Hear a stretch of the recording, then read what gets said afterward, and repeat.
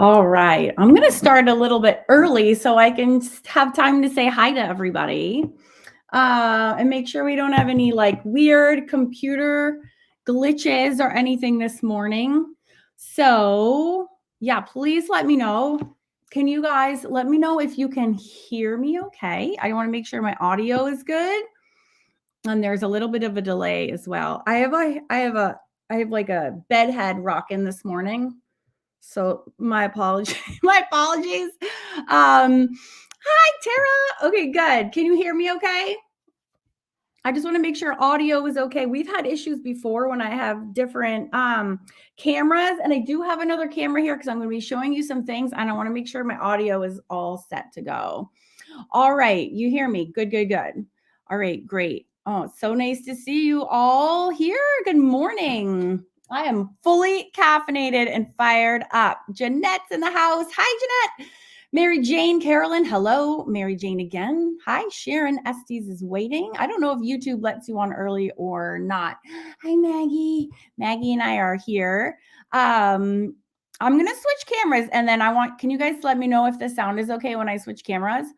Because I just want to make sure there's no hiccups when I actually when it's time to change. Can you let me know? I'm going to change my camera now if my sound still sounds the same. Okay, we're going to do a little mic test before we go. Can you still hear me the same? Oh, yeah. Let me know. Can you hear me now, Verizon? How's my sound when I change my camera? It does? Oh, fantastic. We've had issues in the past where it was not good. It was like tunnel. Okay, yay. It's still digitized. Oh, crap. Okay.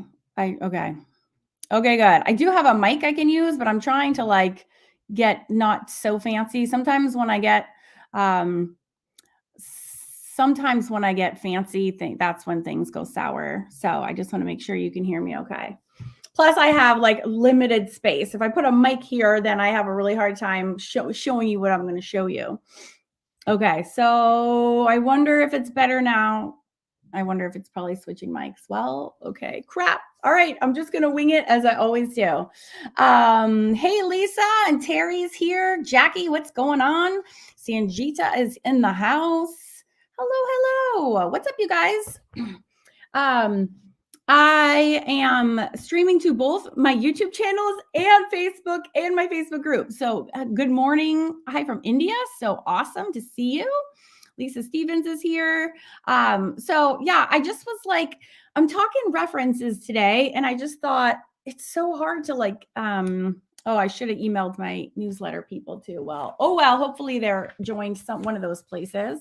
But I'm talking references today, and I just thought this is kind of good no matter what mediums you're working in, or if you're drawing or painting. Reference photos comes up all the time. So I thought I would just like spend an hour talking about them.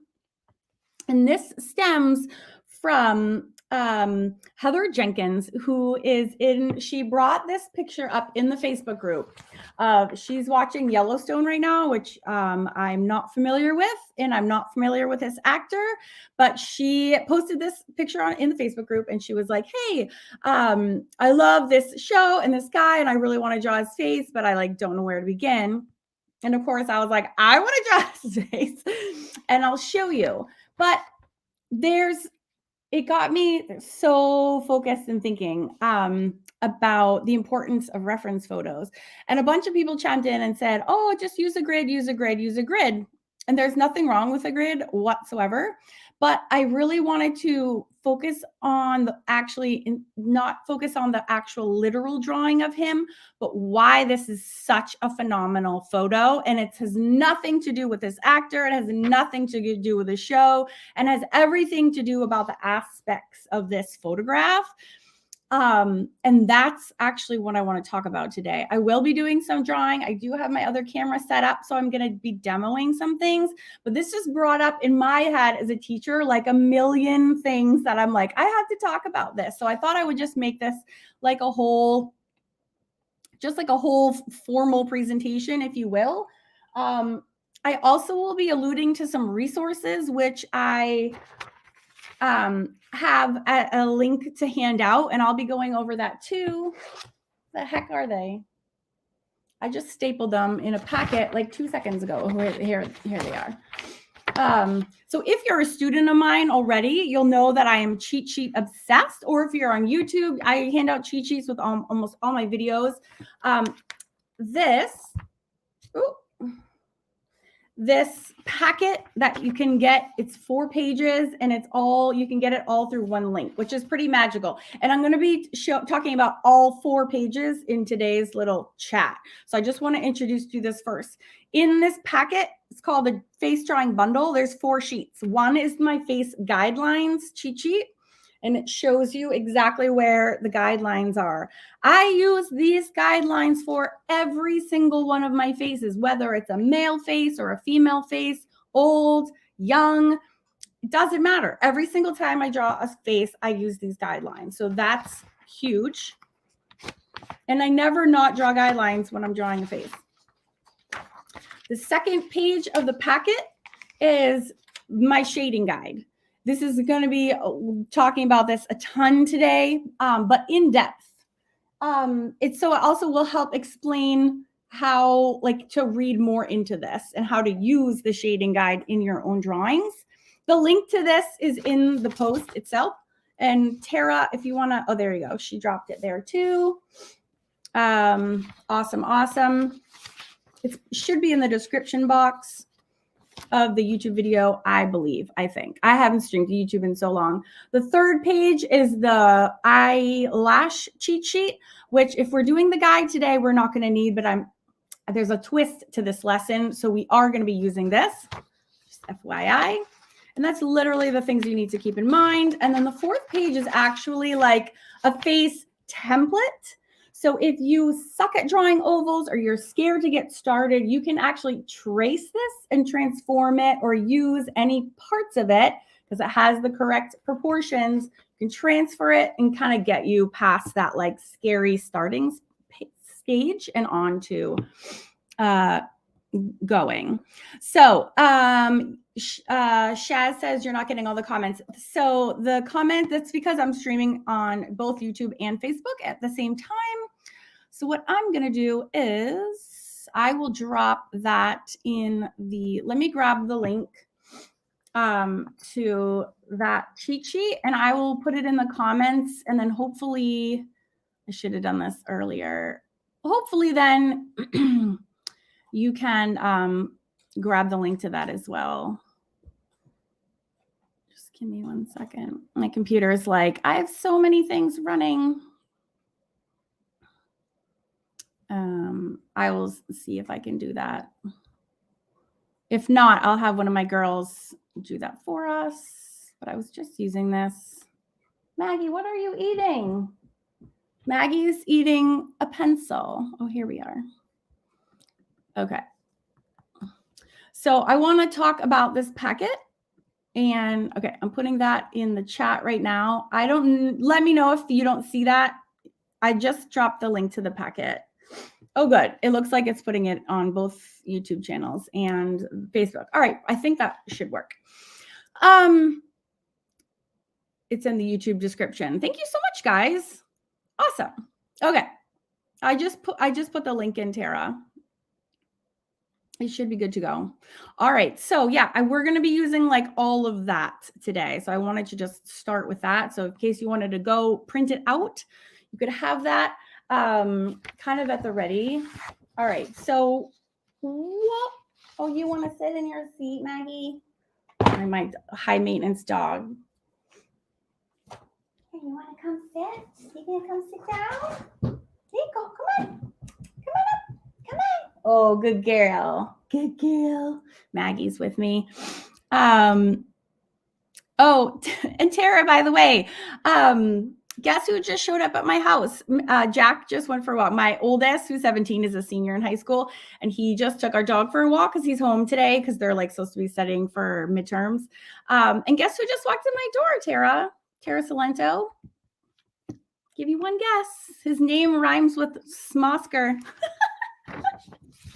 And I was like, Oscar, does your mom know you're not at school right now? He was like, well, we're not really doing anything today. And I was like, well, I'm about to jump on a live stream with your mom. Can I tell you're here? And she was like, yeah. So yeah. I don't know why he's not in school. Apparently he doesn't deem it worthy because they're not doing an awful lot right now. I know that's what I said. You should have seen his face. And I was like, I'm going to be talking to your mom in a minute. So funny.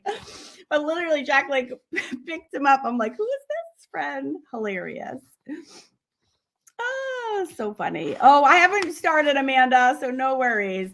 I was just saying, I'm giving out this cheat sheet face bundle today. I'm going to be going over why references are awesome, how to choose them, what to look for, also what makes a bad reference, and also how to use a bad reference in combination with a good reference, and why and how references can really take your art to the next level. Like, it's no joke. And I don't mean to be making realistic drawings. It's actually not at all what I'm talking about. I actually hate drawing realistically. It's a lot of pressure. It's then all becomes about like being absolutely perfect, because absolutely perfect is the only way to really nail a realistic drawing. And I actually get zero joy from that. For me, drawing is relaxing. It's fun. It puts me in an awesome headspace. It like helps me de-stress. And I just want to make something pretty. I don't care if it looks like the original or not. That's just me. If you do want to be working on realistic drawings, that's fine too, in which case you will 1,000,000% need to be working from a reference. And so this little episode will help you with that too. This will also help you if you love to draw whimsy and you don't like to do realism at all. I kind of do like a little bit of a mix. But if you like doing whimsical drawings and not anything close to realistic drawings, still references can make a huge, huge impact on your work. So today I'm going to be showing you and telling you why that is. This comes up all the time. And it's just such a cool like method for helping you collect information that will help you draw better, whatever style you like to work in. It's like, doesn't matter what style you're working in. So yeah, whimsical realism, whatever you want to call it. I don't know what the name is. A lot of people like to say semi-realism. It doesn't actually matter what the name is called. However you like to work, there's something. A reference photo can be so extremely beneficial. It just makes your life a lot easier. So I'm going to tell you how to use references today how to pick one and why they're helpful and what pieces of them to use that you can take and then incorporate into your own art. It's so super fun. So yeah. Okay. So it all started with this picture. So Heather Jenkins is she's a Wonder Bundle student. So I have 3 art membership clubs at Awesome Art School. One is for just drawing, one is just for mixed media and painting, and the other one is all fantasy based. So she's a member of all 3. So when my Wonder Bundle people request something, you better believe I stand up, listen, and I will deliver on my promises to do a special episode on this. So Heather, this is for you, my friend. Unfortunately, she's at work right now, which is so sad, but I'm going to do the full actual lesson and put it in the Fun Fab Drawing Club in the dudes classroom. So don't worry, that's going to be a separate whole thing, but there's a lot we have to talk about before we can get there. So this is like a little bonus for everybody. Okay, so why is this so good? And actually, let's start with how you find a reference picture and what are you looking for? I think it's really easy when you're like, I think everybody knows like, okay, well, you use a reference picture or a photograph when you like want to copy something, right? I want to draw a picture of this guy. Like, I want to draw him. Okay, let's go. So say you were just looking at the TV though, you were just watching your show, Yellowstone or whatever it is, and you're like, you want to find a picture of that guy. If you found a picture of him and it was the same exact, I should like go find one. I wonder if I can find, actually, I don't know who that is, so I can't even like Google his name. But Oh, Amanda says, I'm surprised I haven't used Jamie for this one. I know. Well, this is for Heather though. She's earned it. I'm obsessed with Outlander and all things Scotland, and that's what Amanda's referring to Jamie, meaning Jamie from Outlander. I know. And I don't have my cardboard cutouts because I'm not in my studio today. Otherwise, we totally could. So if it was like even a clearer, because you might think that this is a bad photo because there's all this shadow here and it's like literally covering up half his face. Same thing like this. This is a page 111 from my How to Draw and Find Your Style book. I actually have a whole chapter on this. So we're going to be diving into that too. And I've talked about this before, but it's so important. It comes up all the time. So something like this, like, wouldn't you think like, oh, if you saw her, would you maybe be inspired to, I can't like find so you might look at this and think like, oh my gosh, she's beautiful. Look at her cheekbones and her eyelashes are so pretty.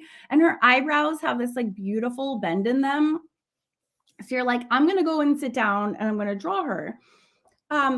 But what you will soon find is that after you've drawn her face shape,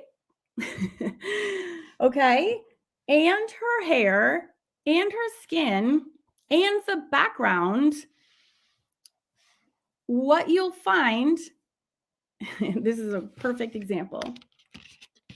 This is a little value scale finder. Usually I make my students create their own value scale, but I just picked this one up because it's portable and it's not attached to a sketchbook. So if I was going to use this, let's say like, let's identify the values. This just tells you how values just means how light or dark something is. And this is a grayscale. And this book is in grayscale on purpose for this only exact reason, because this issue comes up in every single drawing. I don't care if you're drawing a car or a face or clock, you have to know your values. What is light and what is dark. It's the only way that we can see things. So if you notice this, if you're holding this up, it's like, okay, so it's probably like around here, this middle tone, or right here. This whole drawing is somewhere between these two, right? Like, okay, there's a little bit of dark in her hair, and this is literally how you can just move this around. But it's like, it's all the same. It's all the same. So if you were really trying to nail the actual true values of her, there's barely any difference from her face color to her hair color to the background. The only bits that are dark are right behind here. And even like the hair coming down in front of her face is almost the same exact value as her forehead. It's almost like if this section right here, there's like almost no delineation between her face and her hair. It's all the same. And look at her hair. It's the same exact value as the background. It actually makes it super hard to draw. If you're really going to nail the true values, it's extremely difficult. Okay, so you can just ignore it and just draw her hair dark with a pencil, but that's not being true to the actual colors. I'm talking about if you're really trying to recreate this portrait and the background onto a new sheet in whatever medium, it's extremely difficult. And you would essentially look like a flat white face, okay? And that's boring. So even though something is pretty, if it's like an even wash of natural light over it, it makes for a horrible reference photo. So when you're choosing reference photos, you want to look something with a ton of shadows on it, because shadows are what it creates the depth and dimension. And it's not hard to do. It's really not. And I'm going to show you how easy it is in a little bit. So why I loved this photograph and why I jumped all over that post was because I was like, this is an excellent reference photo because of all these crazy shadows, because that makes a crazy awesome drawing. So the more shadows you have, the more light areas and dark areas that you have in the same photo means like extra drama, and it brings your drawings to life in a way that a flat drawing would never, ever, ever do. The Grayscale guide, I got this at Jerry's Artorama, but they sell it at craft stores. You can buy it on Amazon as well. So a few months ago, I was in a comic book store. I have 3 boys, and we love manga and anime and Marvel and all those DC comics. And I actually bought this comic book and had nothing to do with the actual comics inside. I only bought it for the cover because this cover is such a badass reference. I love to draw a lot of elves and fairies. And so I was like, this would be the most insanely awesome reference. And it's only and truly because of all, look at this. Peck is black and this one is flesh tone. And having those differences just makes this whole drawing like kapow. So it's really easy actually to pick reference photos. Go with the ones with the most shading that you can find and the most highlights. So you wouldn't want, and a good balance of the two. So you wouldn't want like it all in shadow, right? Because then there's nothing, like there's no light parts. You want a good, even if you can get like a 50-50 or 30-70, like 30% shadows and 70% highlights is fine.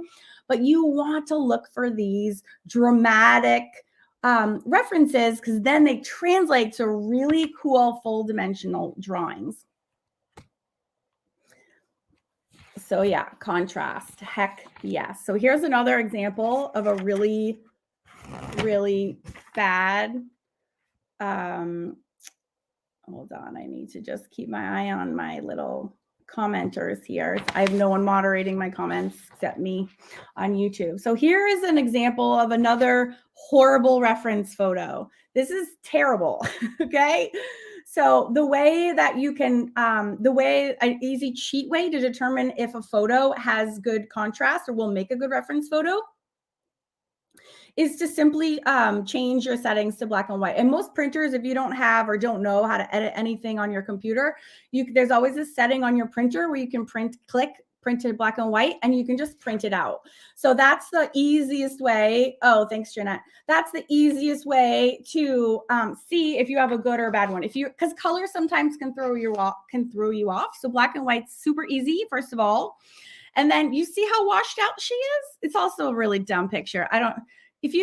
Stock photos you get some very interesting pictures. So actually she looks prettier from a distance, and up close, I'm like, oh, she has braces. No offense. I have kids with braces. They're very lovely, but she has like weird expression. Anyways, there's like the only place that you really have shadows is just kind of under her chin. And like, that's it. This is really flat. So you could do some really light shading around her eyes. Use this a little bit around here, but why? Like, why would you have to be like don't strain or kill yourself. Just grab an awesome reference photo. Just do yourself a favor. It doesn't have to be easy. So yeah, so I always take my photos and I print them out in color and in black and white. So I can see what is in shadow and what is highlight, like literally in black and white. And it helps you so much be like, okay, that's a great reference photo. Where do you find the best reference photo? Anything. You can go anywhere for reference photos. To do copyright-free images, you can go to Canva, Unsplash, Pixabay. You can just Google. But also, and I'm going to be talking about this at length right now too, is that I use reference photos purely for the shading information. So what a little exercise I'm going to do in a minute is I'm going to take the shading information from one photo and I'm going to put it on a reference photo that doesn't have it. Okay, so this is why references are so kick-ass. Just having this awesome reference doesn't mean you have to draw this guy. You can draw anything. It just means you're using the shading pattern on his face. And that's why my shading guide cheat sheet is so helpful. Because if you notice this, let's look at this again. Okay, so what do you see? One side of his face is super dark, right? There's a light patch right on that cheek, and then that's shaded right on the side of his nose. And then you can see this whole one side with a white patch in the middle. That's not unique to this guy. This is a front-on photograph, and that means the light source was specifically shined in on his face for the purposes of this photograph. And there's very common shading patterns that fall on human faces when we're doing this. And so that's what this shading guide is. I captured for you, and this is literally page 55 in one of my other books called How to Draw Fun Fab Faces. So even though these are little cartoony things, these are real shading patterns. So this is exactly that guy. Okay, you see that whole left side of his face with the light shining on the cheek and under the neck and around the other eye. Okay, so these are real. This isn't me making things up. And it's also not rocket science. You can take this. I've done this.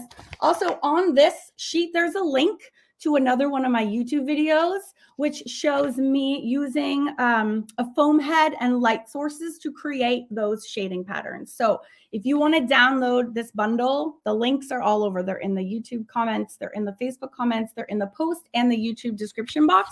It's all 4 pages, but the shading guide is super helpful because if you don't have time or can't find an awesome reference, you can actually just use that to inform where your shading goes. Now, why it's nice to have a photograph in addition to that shading guide, because that shading guide can be like, okay, that's dramatic. I want to find one where the shading appears to be really even. At least you can this can get you started. So you can go from be like, I want to find this shading pattern. Then you go to Unsplash and you start looking for portraits and you find a model or a photograph of someone and you see that shading pattern on. And you can either draw that person or you can grab another reference and put that shading pattern onto your person. So this is really, really helpful. If you are, say, this happens all the time. I have students who get commissions or get asked to do like family portraits for people. And they get shitty reference photos, right? They're like, here's a picture of my daughter. Can you draw her for me? And it's a terrible picture, not because her daughter isn't beautiful and amazing, but because there's no contrast on it. And it's just this like washed out, they're at the beach and they're outside and there's absolutely no shading whatsoever. You can get a reference that has good shading and superimpose it onto your drawing where there is none in the reference. Does that make sense? It's a little bit like life-changing once you realize that that's something that you can do. Oh my God, I need a drink so bad. All right, this is my actual paint water, but I haven't used it yet. I thought I brought up, I did bring up a drink for myself. Okay, well. Yeah, there you go, Catherine says she sees the shading on my face. So I'm sitting in front of a window and I am getting the shading pattern that this is the shading pattern, right? So this part of my face, you can see it. There's like a line here and you really do. Oh, there it is. Whoop, and then look at my cheek is light. So I literally am this reference photo right now, but my face. Boom. It's like life-changing. And you really do. You have to kind of like ignore the face and you can even see the line. There's like a line there and you draw that when you go to transfer that in your drawing. That is not vodka. I wouldn't be sad if it was, but it's just water. All right.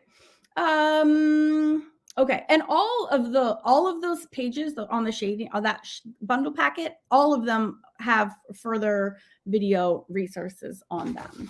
Just FYI, never leave you hanging. Okay.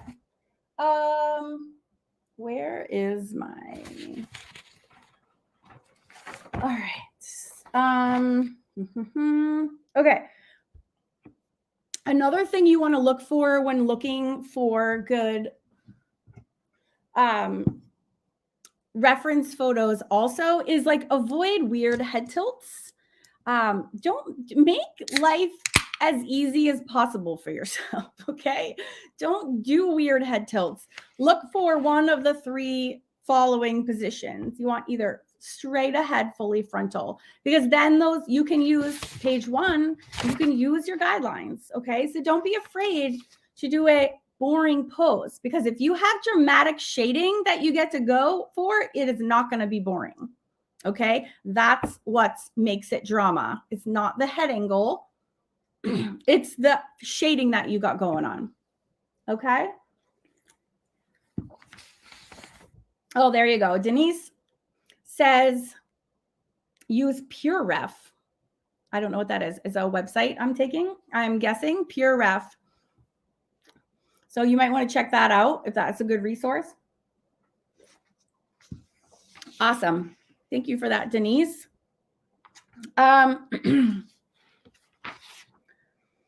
Although speaking of head tilts, if you do want to learn more, I do go into this in depth in that same book. This How to Draw and Find Your Style. I have quite a few pages on light source shading and different head angles to help you understand what happens when all that happens. But I'm gearing this more towards beginners. So choose one of the 3 poses. Do either straight forward, do 3/4, and I'm saying this because I have cheat sheets for these as well. Okay. But also these are really common poses, what you can practice over and over and over and over again to get good at. If you're drawing this face and this face and this one and this one and this one, it's like hands. Every time you do a new pose, you have to start over from scratch, and you don't get any of that rote memory to help you become a better drawer. You're just starting from scratch, and it kind of slows your learning curve.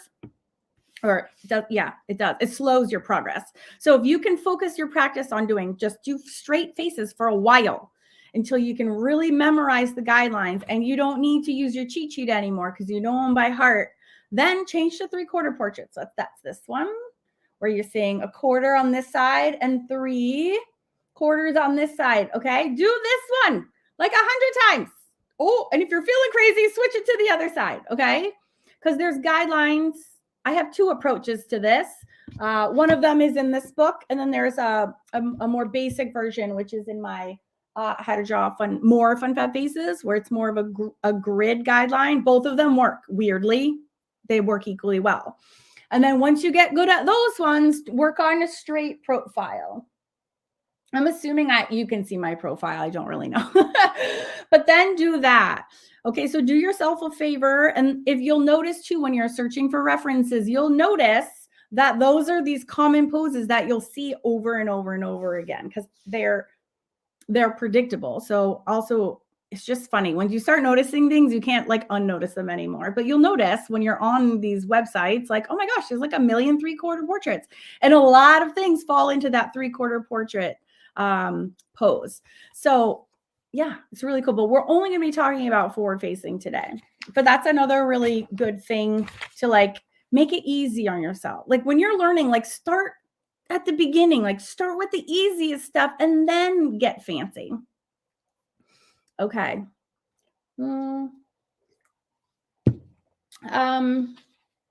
Okay. So you want to choose photos that have high contrast, right? Tons of shading and tons of brights. You want to look for the clear angle poses. Do yourself a favor and make it easy. Always use your guidelines. Always, always, always. I'll be doing drawing in just a second. And also, like, choose drawings that are inspiring to you. Don't choose like this girl bores the heck out of me. I don't choose drawings that don't like light you up in some way. Like when I saw this comic book, I was like, I need to have that dude. He's coming home with me. Like you want to be that as excited about your reference photos as you do, because it will make you excited about your drawing. So if you're not excited about your reference, how are you ever going to like infuse any excitement and enthusiasm into your drawing? So sometimes I'll look for reference photo for like a half an hour. I like won't like, it's not easy. They're actually a lot harder to find than you would think they are. So that's my experience anyways. But once you know what you need to have, it makes it, at least you have something specific that you're looking for. And a lot of times that has nothing to do with what the person even looks like, but it's those other things like how is their head pose and how much light and dark is there. And if you like love it, then you're going to want to do it. Why is all this? Oh, I moved it for my dog. Okay. All right. So what I'm going to do,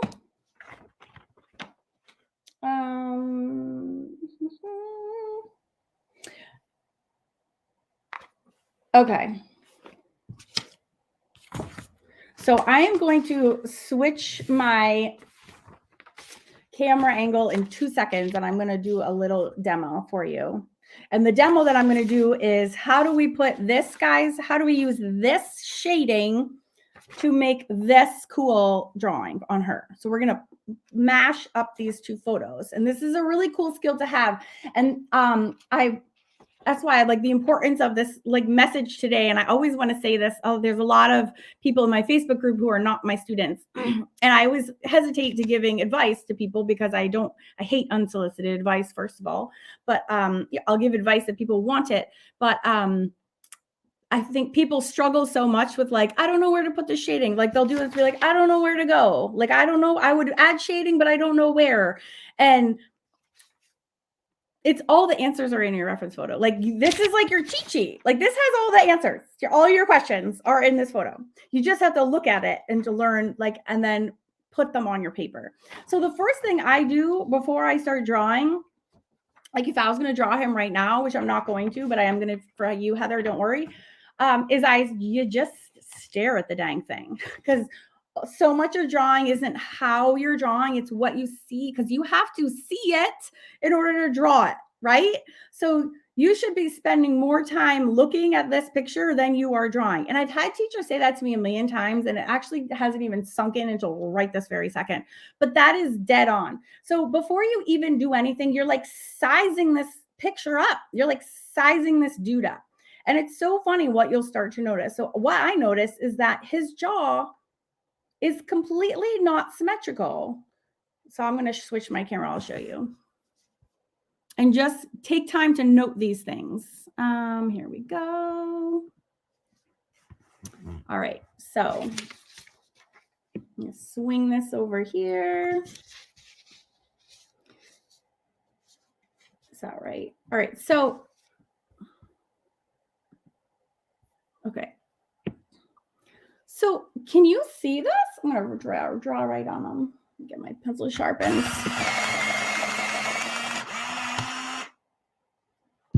Oh, Amanda, we'll talk about tone paper in a minute. That's a great question. I actually have a whole series on tone paper portrait drawings on my Karen Campbell Draws YouTube channel. I have a whole free packet for that as well, and series on my YouTube channel. So this, I wish I had Trace with me right now. So do you see how this goes down and then this kind of changes here? You see how this angle just is? You see this one angle. Now, if you look over here, and I'm just tracing, you have this going down, and then this is here. Can you see how these are different?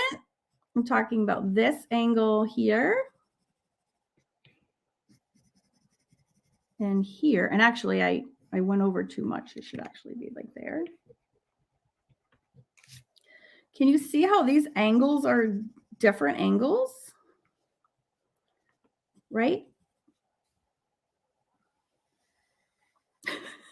Sorry, dude, I'm marking up your whole face. So I'll right away, you need to start, you can just observe. You're not drawing anything, but this one is much less of like a kink here. And this one is more like, but it's also broader. So if you put your guidelines over, yeah, this one, and this also comes in on this side, and it doesn't do that on this side. So you start noticing all these little teeny tiny things. So yeah, this side, you also see this, and you don't see any of that on this side whatsoever. So when you go to draw the left side, you're not, again, see how there's no contrast? This is just flat. That's why that's so boring. If you did, if this was the lighting on his whole face and you want to draw him, the only shading that you would see would be a tiny bit on his eyes, and the rest would just literally be, it would literally be like, here's his little eyebrows. Okay. you would have a little shading here and a little shading here, and everything else would be, it would be ridiculous. It would be so ridiculous. But do you see how having to actually put all this stuff in all of a sudden makes, like, now there's so much happening. Like, look at all this stuff we're putting in here. I mean, just at like the most basic level ever. Look what a difference that is from just nothing but an outline. It's crazy town. That's why this is so fun to capture. It's like, it's important, but it's also super fun to have to like put all this stuff in here.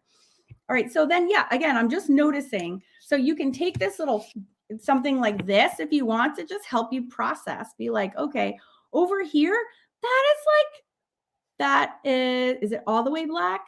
It kind of is all the way black. So see how this is really dark, but this up here in his hair, like that's as black as my printer can make something, right? And then look at his forehead. Look at that little peekaboo. That's all the way. It's hard because there's blue in the printer ink and this has like almost like a beige undertone. So it's very approximate. But you have, he's all the way up here and you can kind of go around and like be like, oh crap, this is like, look how black that is. That is black, which is really helpful because when you go to draw this, the biggest thing I see people doing is being a baby about their shading. And they're like, okay, it's a little bit shaded. It's like, no, girl, that's like black. That is super black. So you got to really get in there and make that shadow, really make it a shadow. Gosh darn it. Like make it as dark as it is. And to get rid of your pencil marks, you just take your little blending stump and moosh it all together. Okay, but having something like this, again, I usually have my students create their own value scale because it helps you realize like, oh, this is almost complete blackness up here. And it helps you start seeing these shapes as shapes. And that is actually, again, one of the super good parts about this shading, guys. It gives you like the answer. It's like the answer key. Like what are cool shading patterns to look for in faces? And again, here is that one. I can go on Unsplash, go find a face that has this shading pattern, because then you can also pick up the nuances. And that's why having a combination of something basic like the shading guide and a real reference photo is so helpful. Okay, so let's take this. Before I go any further and start drawing, does anyone have any questions?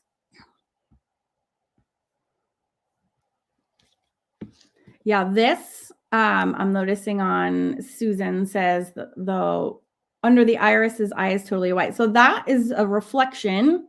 So that's not his eyeball. That's actually a reflection of his lower lid that you're seeing, which again is such a cool detail, you guys. And I'll show you, this segues great into the drawing activity as itself. Oh, Yvette uses the shading guide all the time. Good. I'm so glad, Yvette. Yeah, it's really, really helpful. Just as a real quick, like, yeah, that too is still just the lower lid. That is, you just can't see it in the photo, but that's his act. That's the same as over here where it's the thickness. It's the thickness of his eye that you're seeing. So his iris is still cut off by the lid. It's just hard to see in the photo, but that's what you're seeing. So the iris is still that is his lower lid. It's just super white. And everybody's is like that. But maybe you have like you probably have an actual which is beautiful and you're lucky. Yours is, I think what you're saying is sits like that. Ooh, I'm not drawing well. Where you have actual space here and then your lid is under it. Yeah. Which is super cool. That's a very dreamy, sultry face. Susan Boiter, I'm a little jealous. So yeah. Okay. So yes, shading, guys, shading. And reference photos give you all the answers you need to know in order to draw. So I thought it would be fun as a little finale demo to draw a girl's face and then put the shading from our Yellowstone character on her. Wouldn't that be kind of fun? Just to show you that like the answers are not in your head. They're not even in one reference photo, but you can use a combination of reference photos. And I do this all the time with my lessons. So I will like put his shading on this girl, and that's what we're going to do. So I'm going to just minimize my, and I only have a pencil, so I'll just go in black and white. Yes, this person says that's why it's so important to understand what you're drawing, not just observing. True, but you can also flip that and say, because sometimes you can just draw what you observe and you don't even have to understand it at all.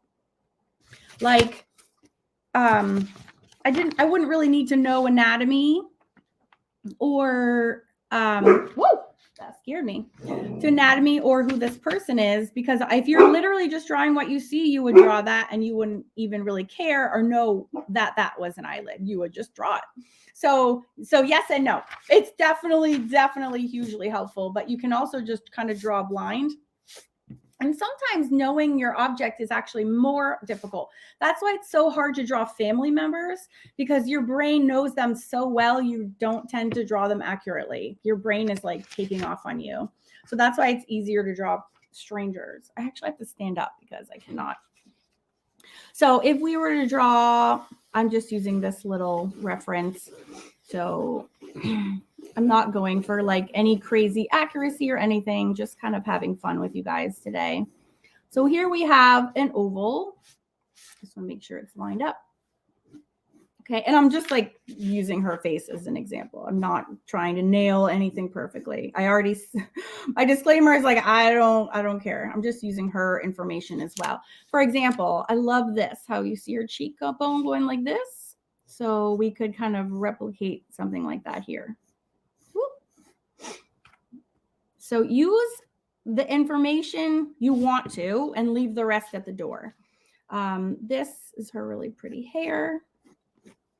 And keep that. And then her chin is just kind of normal swoopy chin. And then it goes up like this. So I'm working on watercolor paper that's cold press. It's really easy to blend on it because of all the texture. So I work on it a lot and it's makes blending a breeze. All right, so I'm going to have my guidelines.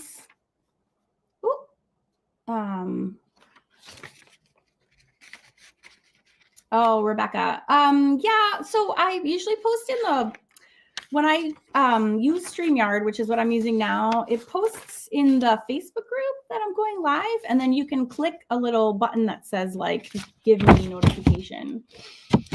And then it will remind you. So again, I always use my guidelines. I don't care if this is my 59,000th face. I always put them in. Okay, so middle down just keeps me centered. Right across the center is her eye line. And again, this is for every person. Divide that in half. And again, you have your guidelines. Again, this packet is available free for you. The link is in the description and in the post. Okay, this is the nose and then the mouth. Okay, so eyes are 3 apart. So draw that third one in there.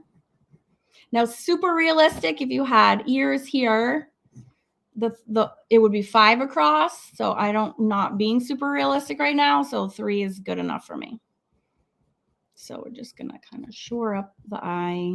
She's got kind of wide like tear ducts. Which is neither here nor there. Just again, making an observation, whatever. I'm using a Blackwing pencil because it's like having a whole pencil set in one pencil, which is kind of fun. So her eyes are really kind of startly looking because you can see all the way.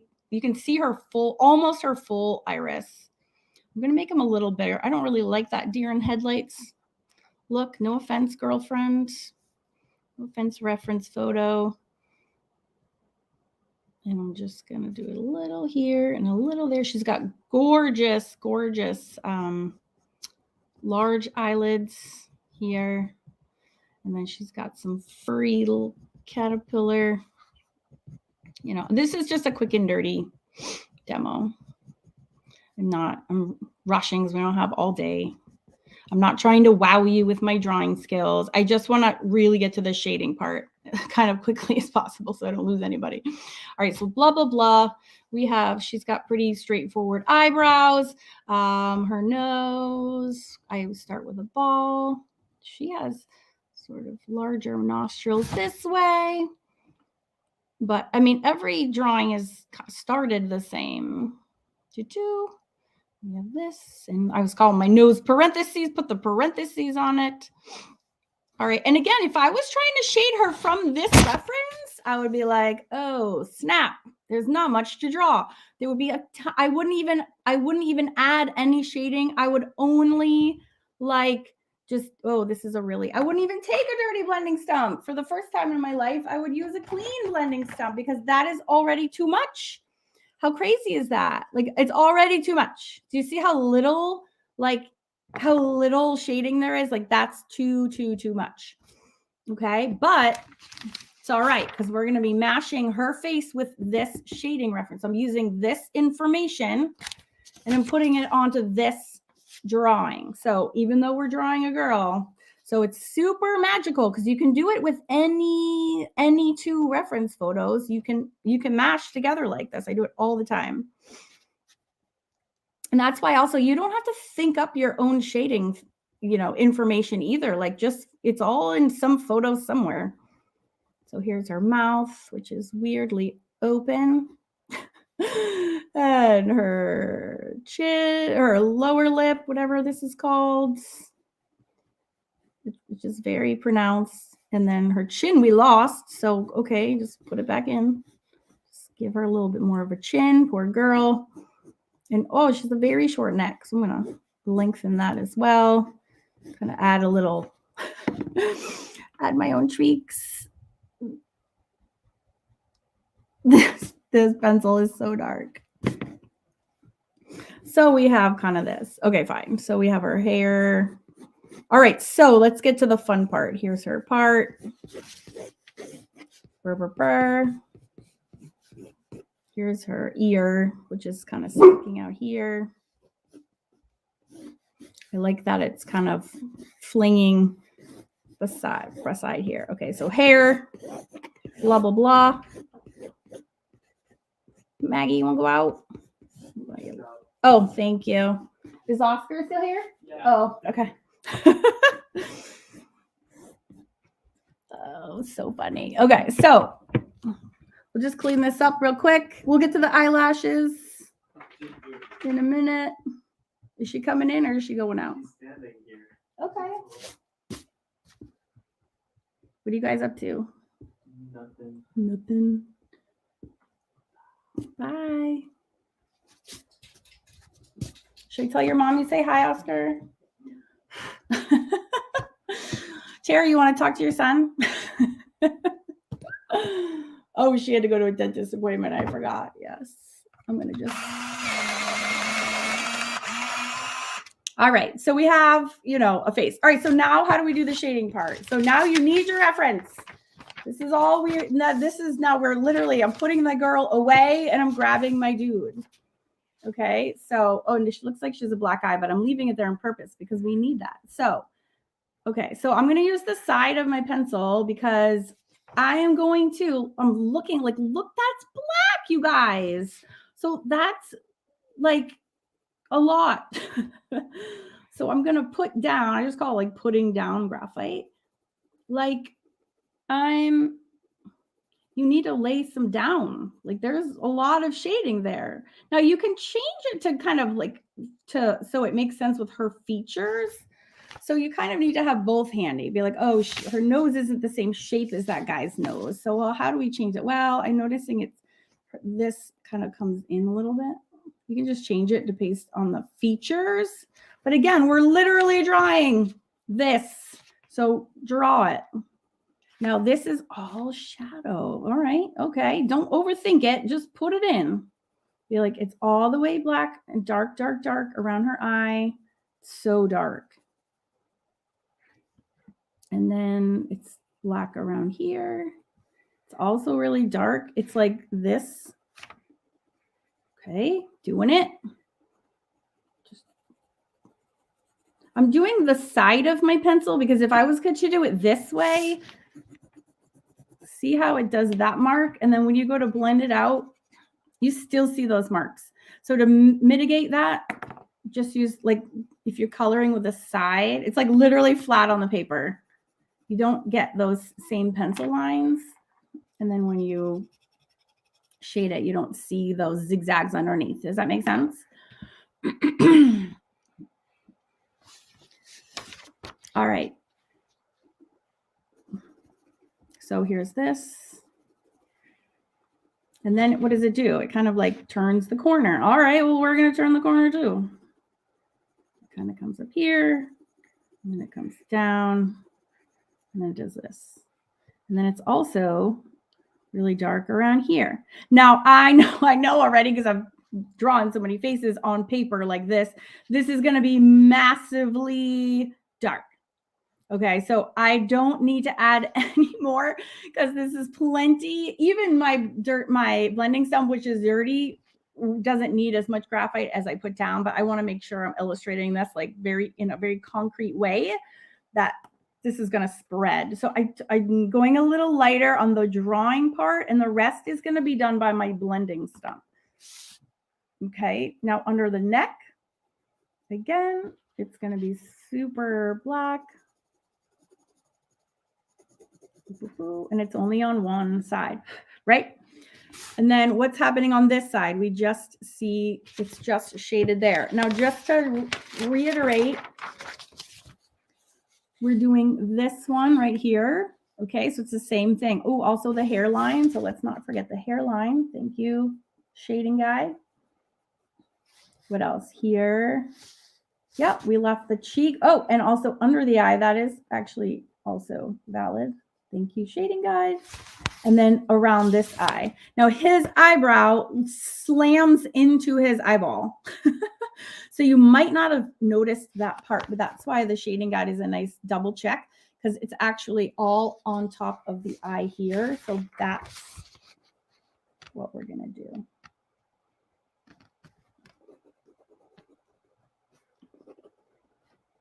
Okay. Now, before I go in with my blending stump, a couple of things. Also, we want to keep in mind we can erase anything we want if we make mistakes. So no, don't worry about it. Like, just go for it. And also, keep in mind the highlighted areas really do need to stay highlighted. Okay, so we have to shade, we have to blend with our blending stump, but like with intention. So we are going to steer clear of the nose bridge. Okay, so we're not going to do that part. If we do, it's fine. We can erase it, but just it's easier. Go again. You're trying to make this as easy on yourself as possible. So these are some things that you can do. So her chin is going to stay highlighted. This cheek, remember, and then all this side of the face will too. So when we go to highlight, I keep saying highlight. When we go to shade, all I'm doing is taking my blending stump, and I just want to get rid of the scratchy appearance on here. So I'm holding my blending stump the same way that I hold my pencil for the same reason. Because if I do this,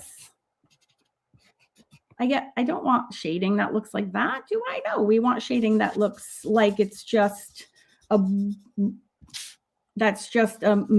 area that's uniformly shaded. So how you hold your utensils is super important.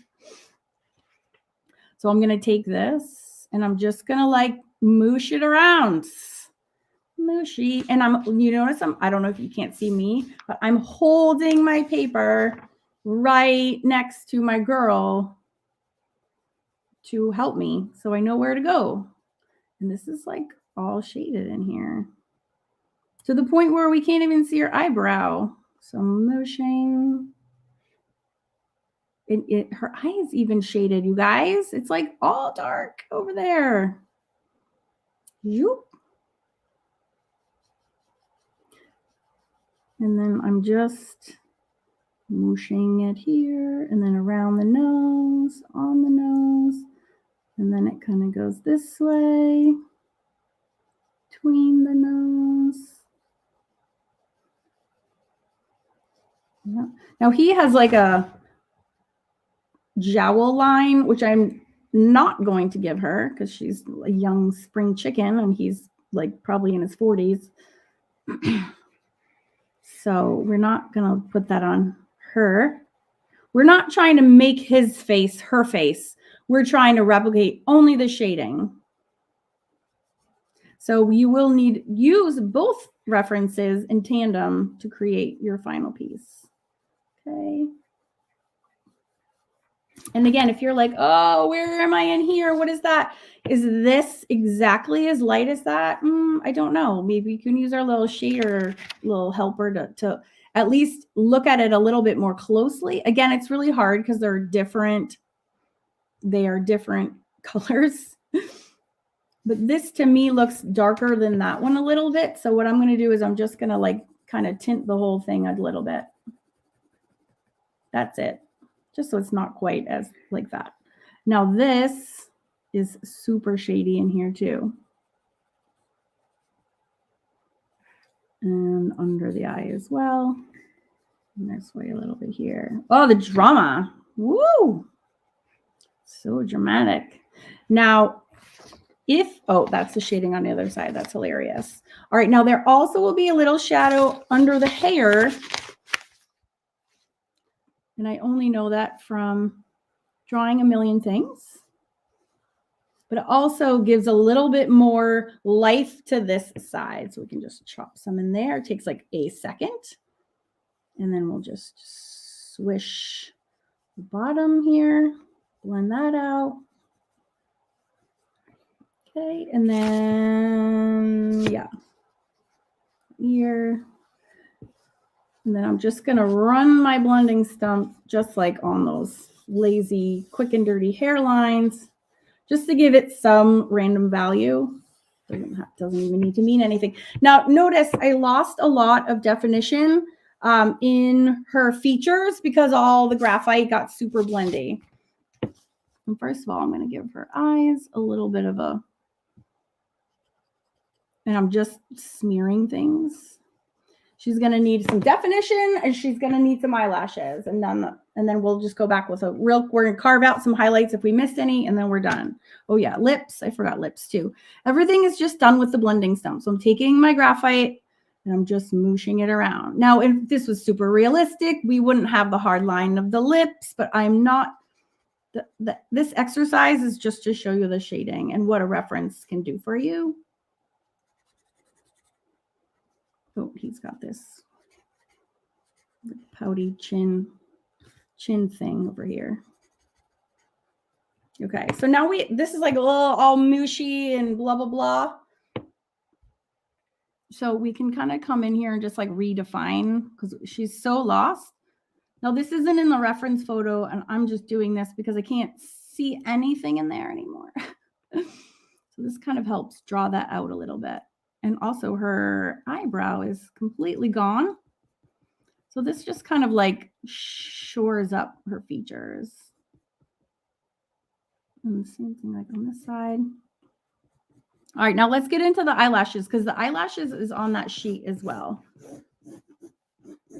Poor hair. She's like, you didn't spend any time on my hair. Oh, sorry. When I get to the stage, they always talk to me. It's just what happens. Because we're friends at this point. All right, here's a quick eyelash. Yeah, smooshing is the most satisfying. Okay, 3 things that you need to keep in mind about eyelashes. Okay, number 1 is pressure. You're going to push down at the base and then you flick your pens. It's literally step by step. This is page 3 in your face cheat sheet bundle. Flick your pencil around and up off your paper and then repeat. And also vary the length. So eyelashes are all different lengths. They're not all the same. Look how crazy that is. Look at this. See how they're different lengths? They're like, ew. It's actually so gross when you look at them up close. But they're all like layered on each other. So yeah, you totally can, Holly. Listen to Jeanette. She knows. All right, so you can't even see her eyelashes in here. It looks like she has literally no eyelashes. So we're just going to make some up. So I'm just going to, again, I'm putting pressure on the base and then I'm just flinging them up, putting pressure on the base. And then when you get to the midpoint, you actually switch directions. So we can go this way. Whee! Give her some wicked big eyelashes. Why not? And you can make them big or small. And then on the bottom, again, so, oh yeah, let's put in his little feature that we were talking about. So I'm going to actually drop her lid line under it. So we can copy what his highlights are. That's going to be my next move. So she has this line, and then also there's this line underneath. We're going to expound upon that in a moment. Same thing. We're going to go this way. We hit the middle, then we reverse directions. Okay, now she needs them on this side. We're doing crazy big lashes on her today. Middle, we go straight up, and then we reverse. So see that like flick? Oh crap, I forgot her lower lid. Just adding it now. Better late than never. And then just this line. Oh, and then actually the eyelashes come off the bottom of the lip. She looks like a drug addict, not gonna lie. Oh, hilarious. Don't forget to laugh at yourself when you're drawing. It's all for fun. Oh my Lord, it's just fun. You don't care if she's a drug addict or not. This eye is looking this way. This eye, like, she's a hot mess, but we don't care. So there's always a heavy shadow at the top too. Like in his, it's like this is all shadow in here. It's literally like super dark. So I'm just, again, I'm not making this. She looks like a drunk Britney Spears. This is like black again. So that's the only reason. All right, hold on. This chick is annoying me. Okay. She's not a drug addict. She's skipping school. Oh, it's so funny. Yes, we can re-highlight, blah, blah, blah. We can make her lips have some more exciting dimension to them. Again, we're just adding graphite and then mooshing. Mooshing is our friend. Now inside her lips should actually, she looks like a vampire. Oh my gosh, I really want I'm going to make her a vampire. I'm sorry, but I just see this canine. I have to draw it. Do you see that now? That's what I was staring at. Yes, they're making a vampire. So now we have two references mixed with my imagination. Even better. And this is a great way to make drawings your own. Gosh darn it. So here is my mono eraser. So if we want to mimic, she literally looks like a drug addict. That's hilarious. But if we want to like have fun and poke out some of these highlights, like check that out. We were talking about that earlier. So we could take a little eraser and actually like this eye is like all in shadow. It's super shaded out. And we can, sometimes you can, if you see, even the stark white drives me crazy. Like I want to like add a little bit so there's not just so white there. That. We can take a little mono eraser and see it. I don't think that's even small enough. You can eke out these little highlights. But in order to have a highlight, it has to be super dark in there. It's all the contrast. Dark, and then highlight. And then if that highlight isn't enough, you can always go in with like a white paint pen and make it. Now her nose is a hot mess. Her nose actually doesn't make any sense. So we can, where's her nose? Her nose looks nothing like her nose in the photograph. So if you wanted to actually try to make them look more like each other, you can go back to your original face reference and make those changes. So I'm seeing here, again, this kind of goes in like this. And then the ball of her nose is quite large. So you can actually just erase that shape out as much as you need to.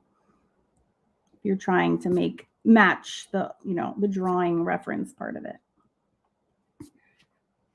What else do I see? Where's my shading dude? Here he is.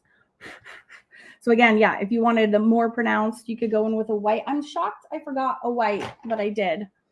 You can also, go in with a little mono and like eke out some highlights from here and here and give her even more crazy starstruck look. Her teeth, it should be black in here. Except for her amazing vampire fangs. Next week, I'm going to go on and I'm going to do a little Christmas drawing. So we won't be doing this weird drawing. But like all I see was her vampire.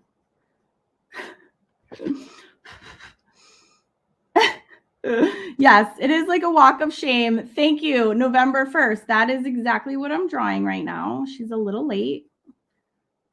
But I'm like not in my studio. I'm just whatever. I'm just having fun. So anyways, you get the point. You take your two references and you mash them together and make a drunk vampire Britney Spears. When you're done, now you all know how to make it. But seriously, this just makes it worse. I'm all in now. And she's like, oh, okay. And then you can take as much time and make her your own. You get it. But you get the idea, I think. Drunk vampire Britney Spears. Amazing. Oh yeah. And then the only thing else we again didn't talk about was the last page, which was again, you can literally take transfer paper. I know it looks goofy, but I have a whole series on my Karen Campbell Mixed Media channel where I actually make a whole bunch of different faces using this same face base. So that is really fun, but the proportions are there for you anyways. So that's our vampire girl from a Yellowstone reference. And I still want to like pull. She's still a little, she's a little walk of shame. I love that. That's actually my favorite. Walk of shame, November 1st. But you can see how you can take a reference drawing with 0 and mash it with a reference photo with a ton to come up with your drunk Britney Spears vampire. So much freaking fun. I want to like actually keep working on her so she doesn't look so cray-cray, but I won't.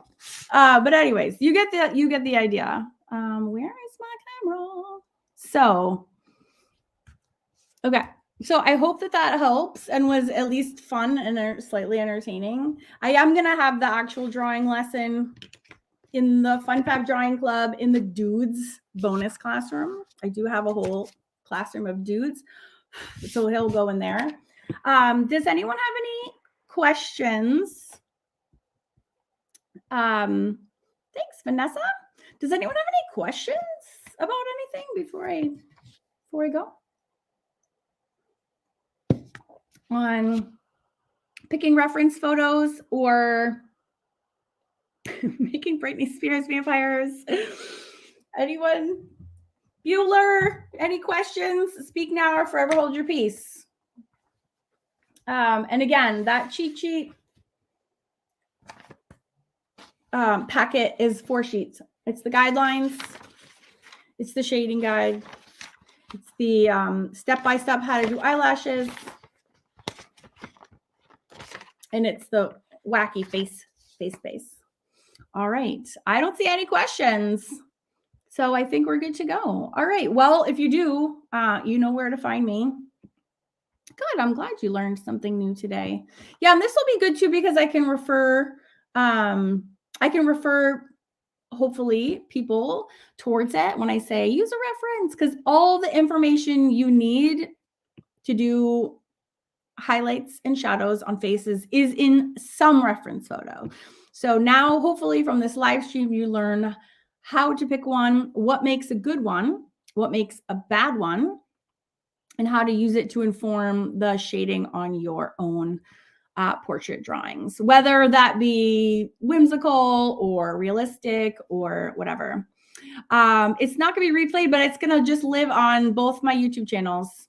So you can just go to any I streamed it to both. I actually have 4 YouTube channels, but these are my 2 active drawing and mixed media ones. So this will just live, they just stay on my channel. Oh yeah, the pencil I'm using. So this is a Blackwing. It's a great question. This is a Blackwing pencil. My good friend Jenny Mano turned me on to these. This little freaking pencil is a pencil set basically in one pencil. It's like the equivalent of, say, like a 4 or 6B. So if you just sketch lightly, you can make really light lines, and you see how dark that was getting on my paper.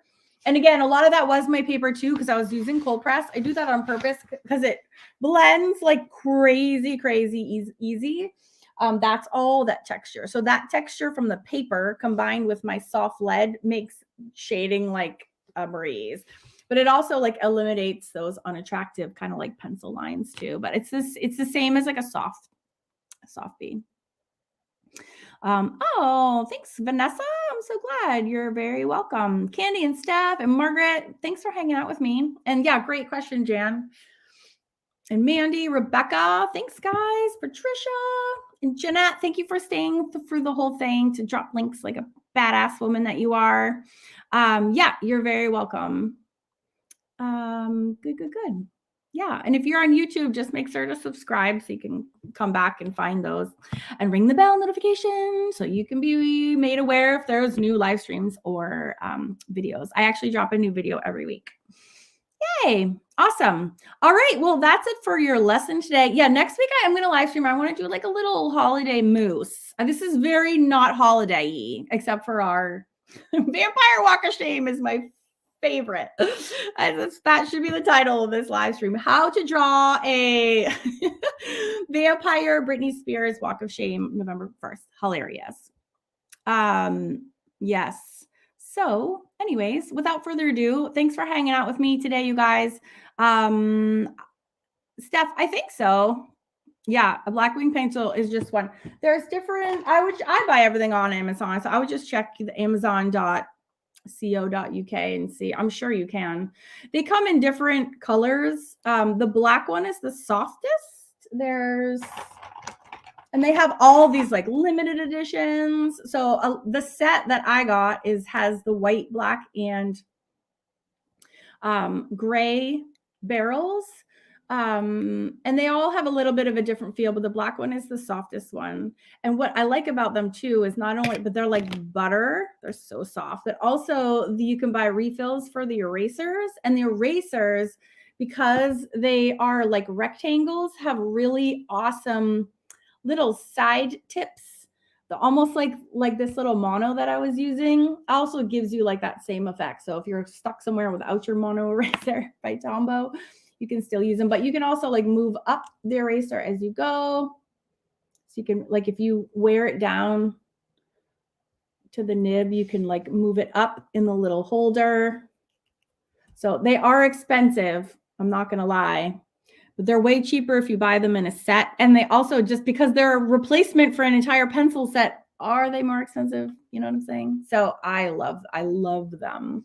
They're like butter. All right. You are so welcome, my friends. Okay. Awesome. All right. Well, you guys know where to find me if you have any questions. And other than that, have a great day. Happy arting. Bye. Bye.